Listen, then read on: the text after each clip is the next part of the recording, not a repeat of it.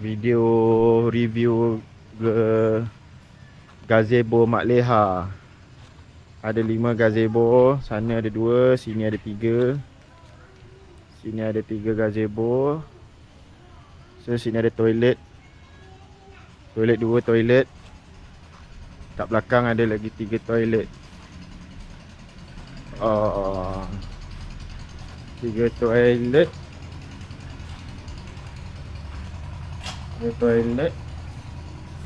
Toilet bersih. Ni shower room. Ni pun shower room.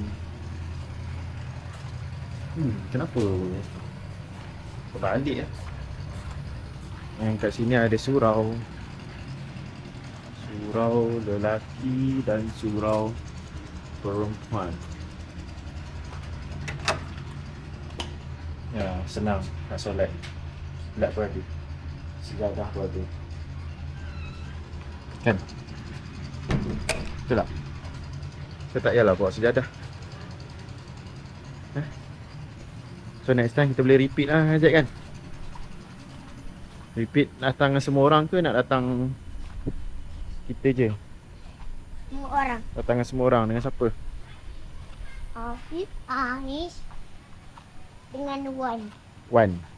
Satu je. Ni sungai. Sungai sebelah je. So kalau kita ambil gazebo kat sebelah tu, kita dapat direct access to sungai.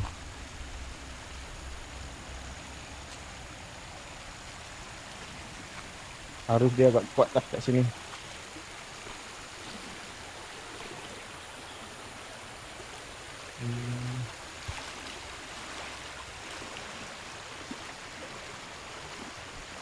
Air dah lagi.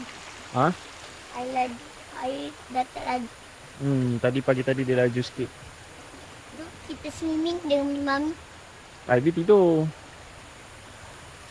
Macam ni. Kecil lah. Dia penat. Lang. Nak main jom.